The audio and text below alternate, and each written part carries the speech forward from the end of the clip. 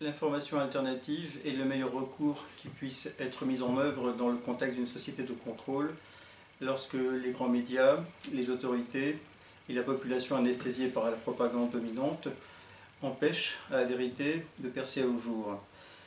C'est exactement ce que les auteurs du livre dont je voudrais parler à l'instant ont tenté de faire, par l'intermédiaire d'une initiative éditoriale dont j'ai également pris l'initiative, puisqu'il s'agit de faire venir à la connaissance du grand public les termes de l'affaire Daniel Ambash, qui défraie la chronique en Israël depuis plusieurs années.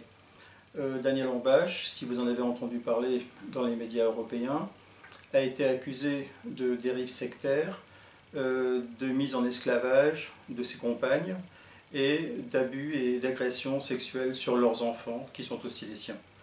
Il a été condamné à 26 ans de prison et il a déjà 4 années et qu'il purge cette peine, qui n'en est qu'à la seconde, puisqu'il a déjà fait 2 ans de prison préventive, ce qui est tout à fait peu conforme aux réglementations internationales.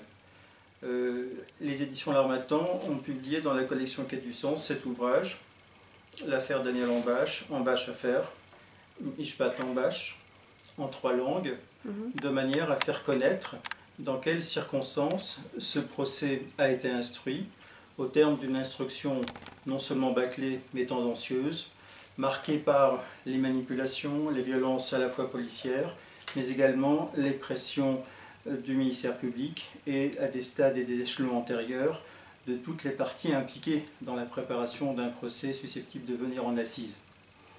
Cet ouvrage comporte plusieurs textes. Il a été conçu de manière à pouvoir être accessible au plus grand nombre. Il a été conçu en 3 langues. L'hébreu, qui est la langue d'expression des compagnes de Daniel Ambash, l'anglais et le français, qui permettent également de présenter l'enjeu de cette affaire.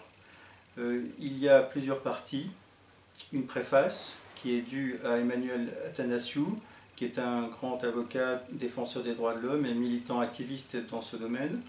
Moi-même, en tant que philosophe et psychanalyste, ayant un peu décortiqué les enjeux à la fois légaux mais aussi moraux et psychiques de cette mise en scène, et naturellement le récit des 4 compagnes de Daniel Ambash. Nous avons fait en sorte que l'ouvrage soit accessible au plus grand nombre, dans la mesure où le texte qui est écrit en hébreu a été synthétisé à la fois en français et en anglais, et précédé donc de ces 2 textes d'introduction qui sont également eux-mêmes en anglais et en français. C'est un ouvrage que je vous recommande parce qu'il est difficile de parler des choses sans en prendre connaissance à la source. Il faut éviter les allusions. Nous avons là des références précises. Nous avons là une véritable contre-enquête, les éléments d'une véritable contre-enquête, de manière à contribuer à la critique sociopolitique qui fait tellement défaut en Israël, par ailleurs démocratie authentique, véritablement licencieuse parfois à l'égard de ses opposants politiques les plus acharnés. Mais là, il s'agit d'une première, puisque nous initions par là même la possibilité d'une véritable critique sociale qui n'est pas hostile au fondement même de l'État. Ça semble très important de le dire. D'autre part, il est important que, afin d'améliorer le fonctionnement de cette jeune démocratie, de telles affaires soient connues et éclatent au grand jour, de façon à ce que la vérité également éclate aussi vite que possible.